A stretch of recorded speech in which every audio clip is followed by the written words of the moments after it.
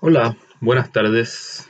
Vamos a comenzar esta tercera cápsula de Historia Latinoamericana, siglo XIX-XX, la cual vamos, esta, la próxima, ¿sí? Las próximas vamos a consagrarlas a hacer una especie de visión general, especie de síntesis, ¿cierto? De punto respecto a lo que fueron las independencias en Latinoamérica, ¿cierto? Ya más o menos tenemos hicimos un punto respecto, ¿cierto? Un punto de perspectiva respecto a lo que era Latinoamérica como idea, ¿cierto? Idea que es un poco, en alguna medida geográfica, pero no totalmente geográfica, que es cultural, pero que en la raíz, ¿cierto? A la cual se adscribe, excluye parte de la cultura que también la conforma, ¿cierto? Los africanismos, los indigenismos, ¿ya?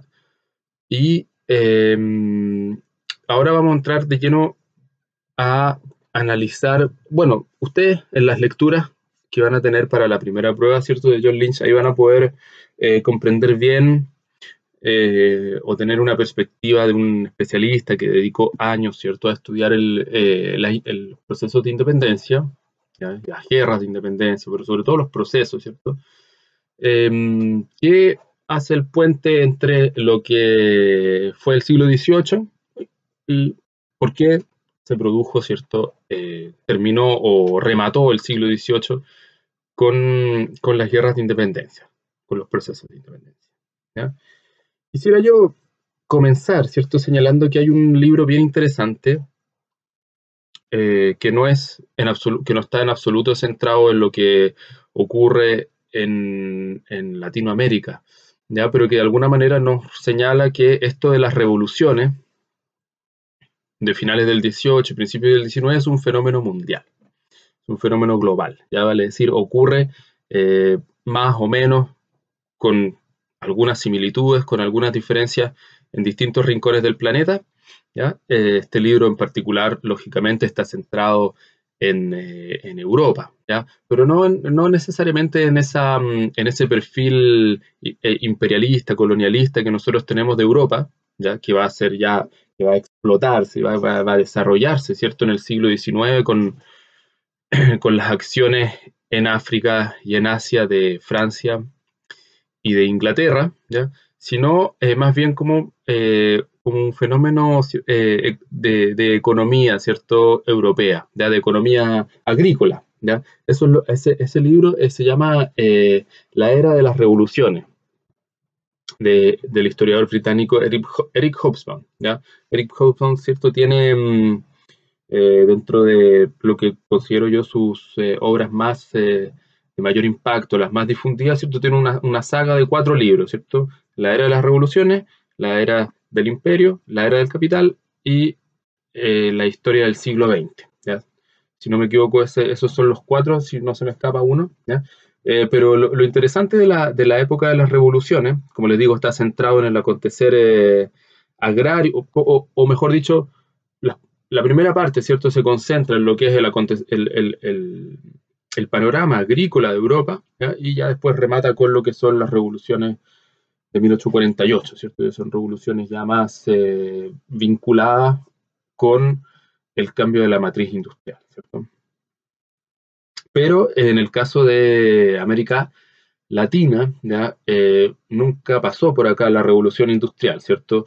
Nuestros países, nuestras regiones, nuestras ciudades solamente fueron apoyándonos en la nomenclatura que nos entrega Walter Miñolo, ¿cierto? Fueron el lado oscuro, ¿cierto? La colonialidad también de los cambios industriales, ¿cierto? Por lo tanto, eh, lo que fueron las revoluciones de mediados del siglo XIX, burguesas, urbanas, ¿ya?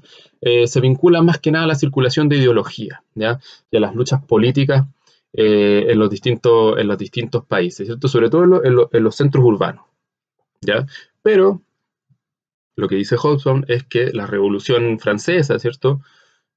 Como símbolo máximo de lo que fueron las revoluciones de finales del 18 y principios del 19 son revoluciones de carácter agrario, ¿ya? Porque hay un problema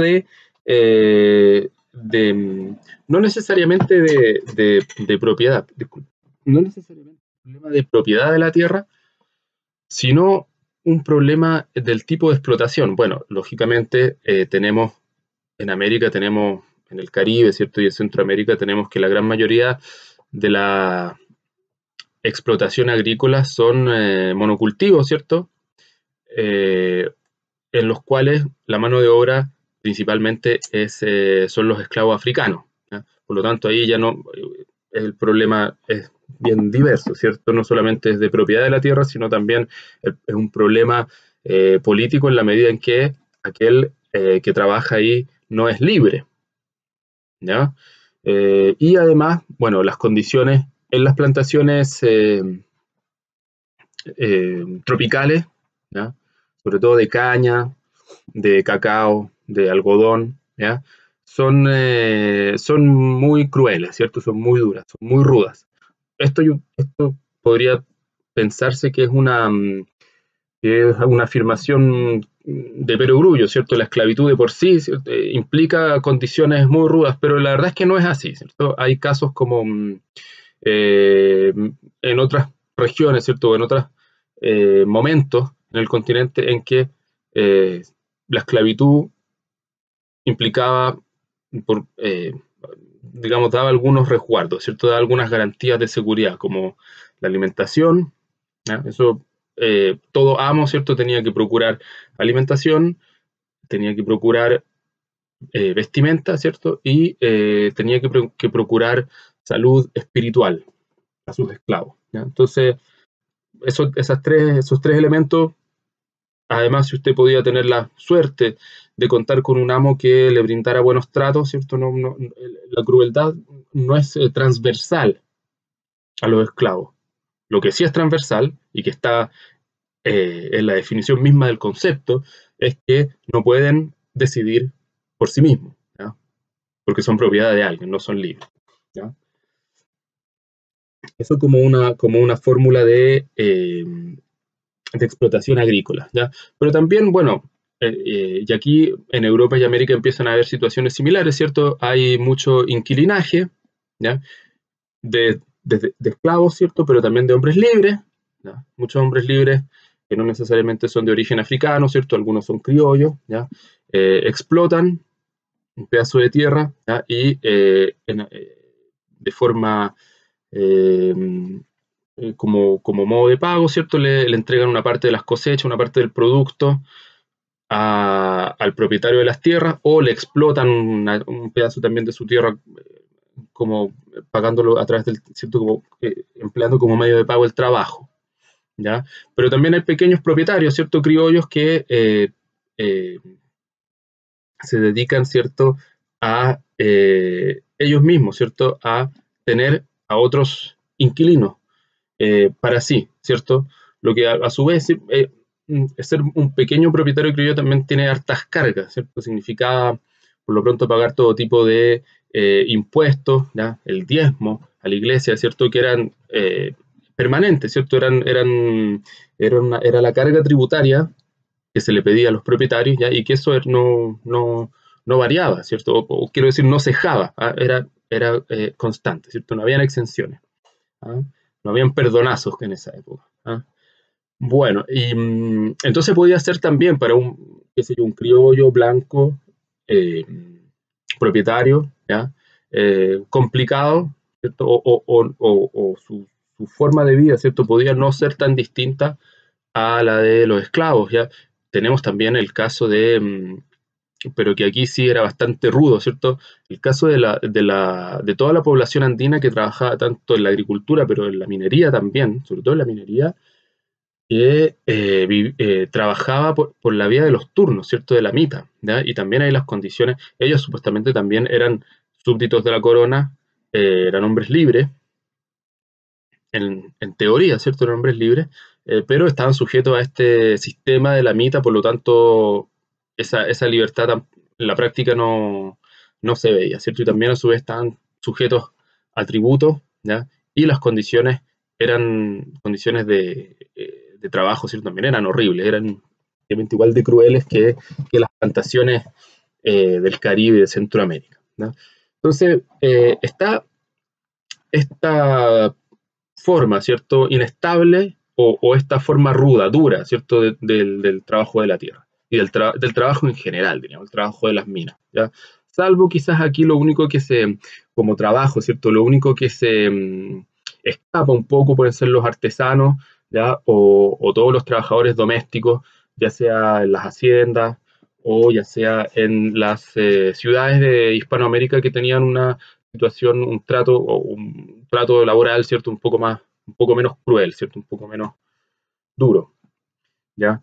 Pero de todas maneras, estamos hablando de una sociedad de castas, ya una sociedad que le pone a cada quien, dependiendo de su origen, su raza, ¿cierto? Esa es la palabra eh, que se ocupaba en la época, eh, le proporciona, ¿cierto?, un determinado límite hasta donde puede llegar en sus aspiraciones sociales y en lo que es su participación política, ¿ya? Por lo tanto, había dos rieles, ¿cierto? Dos eh, focos de conflicto. Uno, el conflicto racial, ¿ya?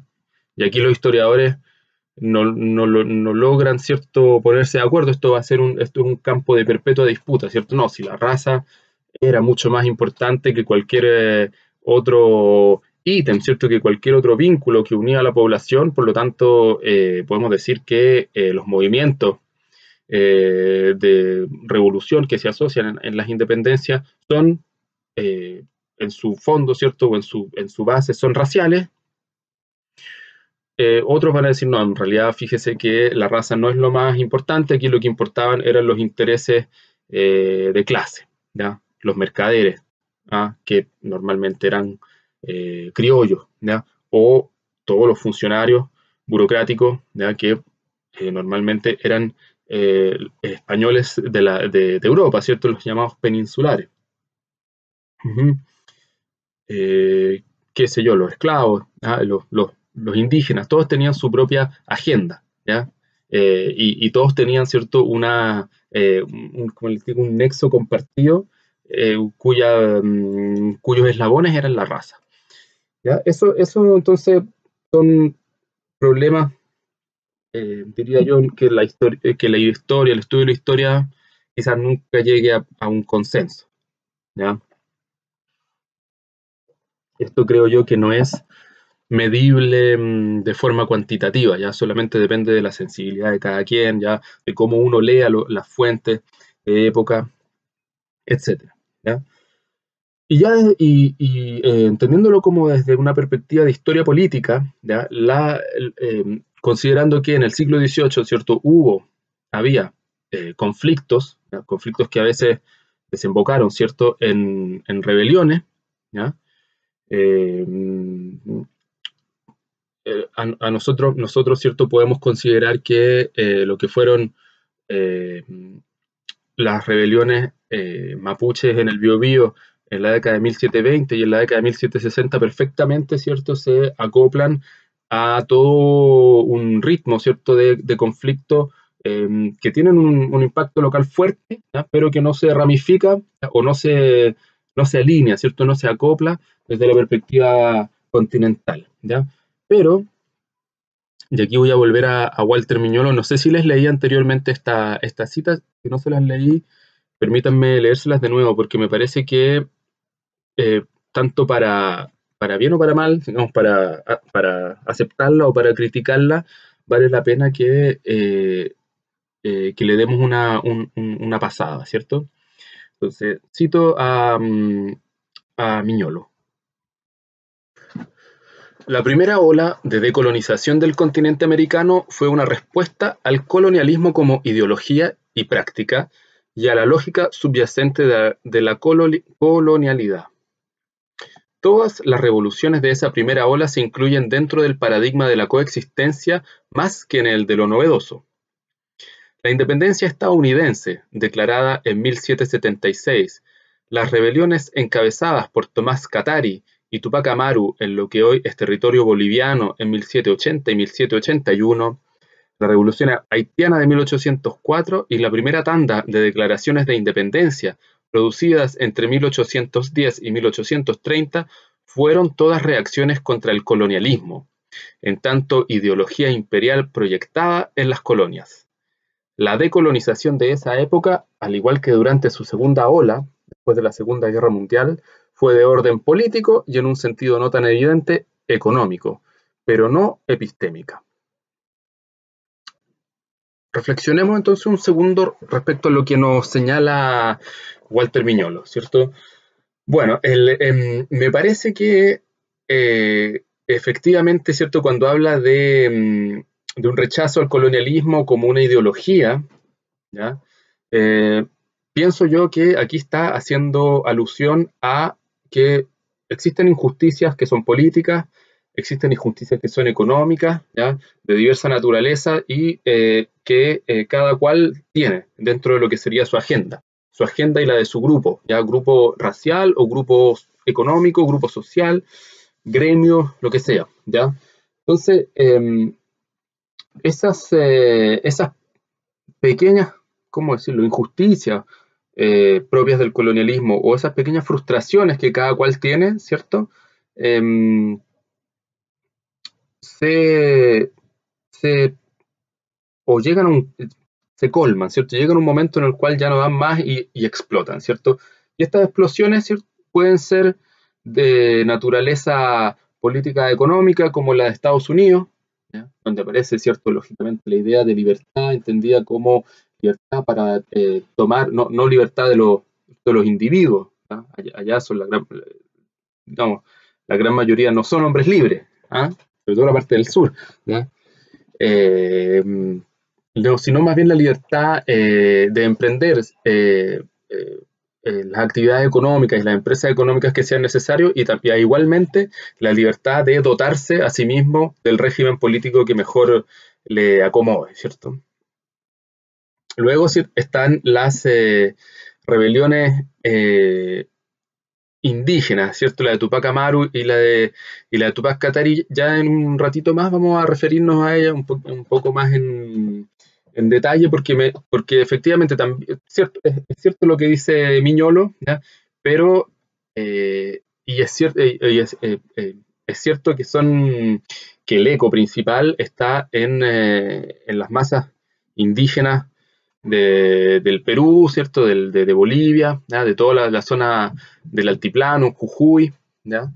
Sin embargo, la construcción del argumento, sobre todo de Tupac Amaru, ¿cierto?, no es específicamente o no es de preferencia indigenista, ¿ya? Luego la Revolución Haitiana, sí, que aquí para resumirlo, se trata de la revuelta de los esclavos negros contra el blanco, ¿cierto?, que es propietario de la plantación, y así sin más, ¿cierto? Eso como síntesis. Obviamente también vamos a hablar un poco de la Revolución Haitiana para que veamos qué otros elementos aparte de ese tiene, ¿cierto?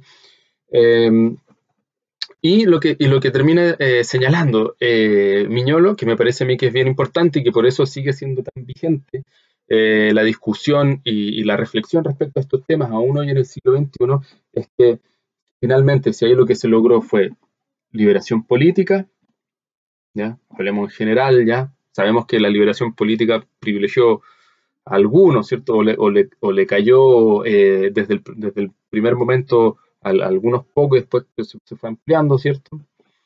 De otra parte, la liberación económica, ¿ya? Pero no epistémica, ¿cierto? Vale decir, seguimos o seguimos fomentando o seguimos de manera ciega, ¿cierto? Dependiendo o adscribiendo a la forma de pensarnos, ¿cierto? La forma de conocer, la forma de ubicarnos, ¿cierto? De imaginarnos el lugar que ocupamos en el mundo, ¿cierto? Y cada país dentro del continente. Ahí sí que seguimos pegados en el periodo colonial, ¿cierto? Y moderno, ¿ya? Bueno, eso sería como gran aporte que yo les le caería de lo planteado en ese párrafo específico por Walter Miñolo, ¿cierto? En el siglo XVIII existen descontentos, existen conflictos, existen rebeliones locales, ¿ya? Y todas empiezan a producirse más o menos en conjunto, ¿cierto? Se precipitan a finales del siglo, principios del XIX, ¿ya? Y el resultado es que tenemos que la gran potencia colonial española, la gran potencia colonial portuguesa, ¿cierto? Se retiran del continente dejando, ¿cierto? Algunos enclaves, ¿ya? Es el caso de, por ejemplo, el caso chileno, piensen en que tardó, ¿cierto?, en liberarse la isla de Chiloé, ¿ya? Pero eso es qué sé yo, un mero detalle de la gran historia del continente americano. Lo que sí va a ser importante son las colonias de Puerto Rico y de Cuba, ¿ya? Que van a seguir en poder soberano español hasta principios del siglo XX, ya 1902. Y ahí son otras las circunstancias que tienen lugar y que terminan derivando en, no, bueno, podría decir la liberación, pero en el cambio de régimen político, ¿ya? Digámoslo de esa forma, ¿ya? Y el caso de Brasil, bueno, Brasil tiene experimenta un proceso de independencia cuyas causas de fondo son similares, ¿cierto? Pero en la práctica se da una situación muy diferente, ¿ya? Muy diferente, en tanto que, el monarca español nunca ningún monarca español puso pie en suelo americano, ¿ya? Eran territorios, perdón, estaban allá lejos, cruzando el océano, ¿cierto? Y que le pertenecían, ¿cierto? Eran sus colonias, pero no era... uno podría hablar, ¿cierto?, del interés, pero tenemos que pensar en que el mundo en ese periodo, ¿ya?, en el siglo XVII, en el siglo XVIII, no era como hoy, de que uno toma un avión, viaja, está una semana, vuelve y puede retomar su asunto. No, hubiese implicado, ¿cierto?, con todo el boato, con todo el fausto, ¿cierto?, con todo el aparataje litúrgico de la monarquía, hubiese significado una empresa mayor, ¿cierto?, un viaje del monarca a América. Por lo tanto nunca se manifestó, ¿cierto? También hubiese sido, creo que desde la perspectiva de la monarquía hispana no está en sus presupuestos. Ya lo que pasó en Brasil fue que el príncipe, ¿cierto? Eh, Don Enrique, ¿ya? A ver, quiero decir, no. Al momento de la invasión de Napoleón a Portugal, la corte, ¿ya?, el monarca, se traslada a Río de Janeiro, ¿ya? Y en lugar de formarse juntas, ¿cierto? En Brasil el gobierno cambia la capital, ¿cierto? La monarquía portuguesa cambia su capital a Río de Janeiro, ¿ya? Y después ya cuando decantan los sucesos, decantan las guerras napoleónicas en Europa, ocurre un episodio que se considera como fundante en lo que es la historia institucional brasileña, que se llama el Grito de Ipiranga, ya que ahí el, el príncipe, don Pedro, ¿cierto? Fernando dije, ¿no? Bueno, si dije Fernando me equivoqué, es don Pedro, declara su interés de permanecer en Río de Janeiro y no volver a Lisboa. ¿Ya? Entonces es como, ahí hay un primer quiebre, ¿cierto?, institucional en lo que son las colonias portuguesas en América, y después ya tardíamente, ¿cierto?, a finales del siglo, asociado, ¿cierto?, a la abolición de la esclavitud en Brasil, es que ya entramos de lleno en lo que es el Brasil republicano, independiente, y tal cual como lo conocemos hoy en día, ¿cierto?